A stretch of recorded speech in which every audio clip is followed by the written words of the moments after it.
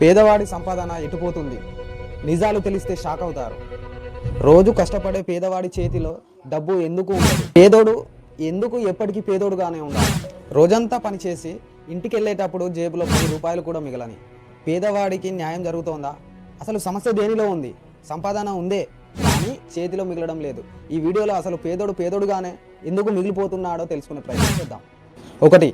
కూలి తగ్గడం, ధరలు పెరగడం.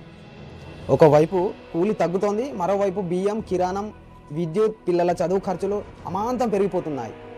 2. అప్పులు. రోజుకు వచ్చే డబ్బుతో నిత్యావసరాలు నింపినా సరిపోవడం లేదు. దాంతో అప్పులు తీసుకుంటున్నారు. ఏ కష్టమైనా ఉంటే బ్యాంకు కాదు వడ్డీ వ్యాపారి దగ్గరికి వెళ్ళాల్సిన పరిస్థితి ఏర్పడింది ఈరోజు.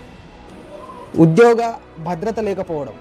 ఒకరోజు పని ఉంటే మరో రోజు ఉండదు అన్న భయం.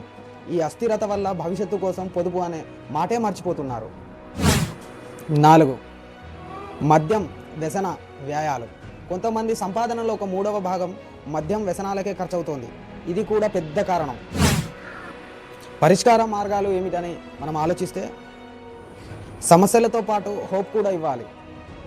విద్య, నైపుణ్యాల అభివృద్ధి, పిల్లలకు మంచి చదువు, వాటితో పాటు పని దొరికే స్కిల్స్ నేర్పితే వారి జీవితం మారుతుంది.